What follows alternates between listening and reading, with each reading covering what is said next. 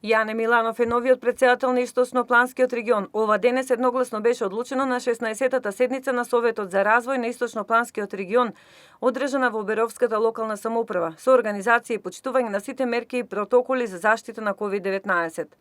Главната расправа се одвиваше и копјата се кршеа околу изборот на новиот претседател на Источнопланскиот регион. Состојба кој уследи по престанокот на мандатот на градоначалникот Благој Бочварски и неговото назначување за министер за транспорт и врски. Новиот претседател е повторно од Штип, информираат од Беровската локална самоуправа, чии советници истакнуваат со образложение дека токму на градот Подисарот му се дава целосен приоритет поради геостратегиската положба, бројноста на населението и економската моќност во источниот регион. Новиот претседател на оваа организација, која во многу аспекти го подобри квалитетот на животот во последната деценија, е заменикот градоначалник на општината. На седницата имаше презентација од проектот Одржлив и инклузивен рамномерен регионален развој, со посебен акцент на развивање на свеста за социјална инклузија и на изборот на проекти кои треба да бидат реализирани преку форумски процеси.